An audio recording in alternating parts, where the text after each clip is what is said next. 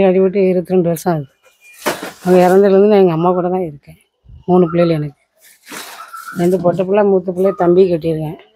2வது பிள்ளையை கட்டி கொடுத்து வாழாமல் வந்து உட்காந்துட்ருக்கேன். பையனும் பொண்ணை கூட்டிகிட்டு போயிட்டான். இதான் இருக்கேன். அண்ணன் சப்போர்ட் பண்ணியிருந்தான். அண்ணனும் 2 பிள்ளைகள் இறந்துக்குச்சு வண்டியில் அடிபட்டு. அண்ணனும் இறந்துட்டு சப்போர்ட் பண்ணு. அடிமேல் அடி. இப்போ இந்த வெள்ளத்தினால எப்படி வீடு எப்படி இருந்துச்சு? ஃபுல்லாக மஞ்சள் தான் வச்சுருந்தோம். விழுந்துட்டு காலையில் வெளில வந்துச்சு. ஏன்னா சாயங்காலம் மற்ற ஒரு 3 மணிக்கு போல தான் விழுந்துச்சு. மேலே தான் இருந்தேன், தம்பி வீட்டு மேலே. சரி சரி சரி. இப்போ அந்த சீட்டு போட்டிருக்கீங்களா? ஆமாம், நான் உப்பளத்துக்கு வேலைக்கு போக முடியுதுங்க. இப்போ உப்பளத்துக்கு வேலைக்கு போகிறீங்க? ஆமாம், இப்போ 2 மாதம் வேலை இல்லை. போனஸ் வாங்கினவங்க வீட்டில் தான் இருக்கு. இங்கே சமைக்கிறீங்க? ஆமாம், தான் அடுப்படி.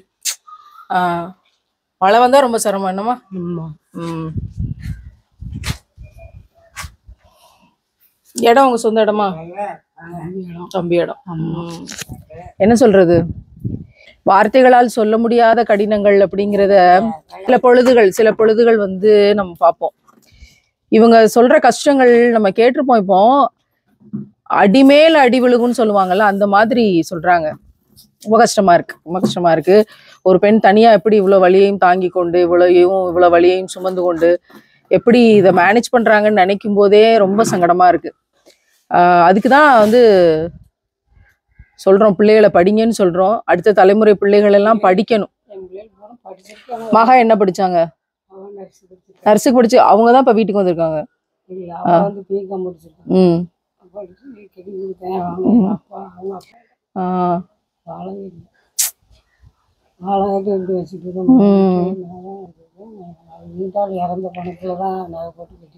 பிகாம் படிச்சிருக்காங்களே, ஏதாவது வேலைக்கு போறாங்களா?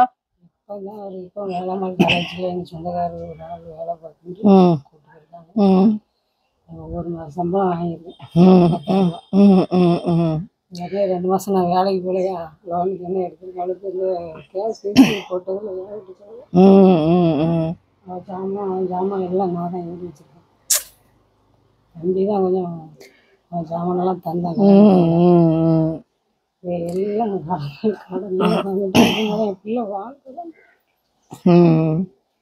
பிள்ளை வாழ்க்கையும் பிரச்சனையாகி, வீடும் பிரச்சனையாகி, ஏகப்பட்ட கடன்களோட இந்த வயசான அம்மாவையும் பார்த்துக்கிட்டு எவ்வளவு சிரமங்கள். உப்பளத்துக்கு வேலைக்கு போகக்கூடிய ஒரு சிச்சுவேஷன் ரொம்ப ரொம்ப ரொம்ப ரொம்ப கடினமா இருக்கு. நம்மளால முடிஞ்ச உதவி. பையன் ஒரு பையனுக்கு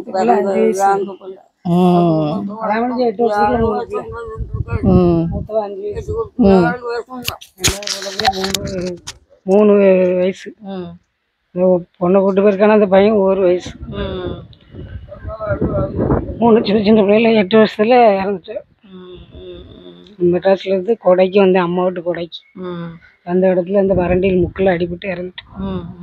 அவங்க இறந்த 1.5 வருஷத்துல அண்ணன் பிள்ளைங்க 2 பிள்ளைகள் தான். 10 படிச்சுக்கிட்டு இருந்துச்சு. பையன் 10, பொட்டை பிள்ளை 9. 2 இறந்துட்டு. 5 வருஷத்துல அண்ணன் இறந்துட்டான். அண்ணன் வந்து அப்பா எனக்கு ஹெல்ப் பண்ணிட்டு, அப்பாவும் வண்டியில் இறந்துட்டு. எல்லாரையும் இறந்த பணத்தை வச்சுதான் அந்த பிள்ளையை கட்டி கொடுத்தேன்னா எனக்கு உதவி செய்யறது என் மாப்பிள்ளை வீட்டுல யாருமே எனக்கு உதவி என் பிள்ளை கட்டி கொடுத்துட்டு எல்லாம் போயிட்டு.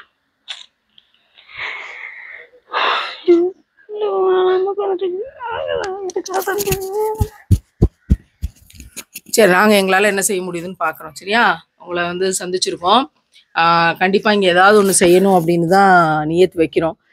30 நாளில் 30 வீடுகள் அப்படிங்கிற திட்டத்துக்குள்ள ஏதாவது ஒன்று செஞ்சு கொடுக்கணும் அப்படின்னு நியத்து வைக்கிறோம்.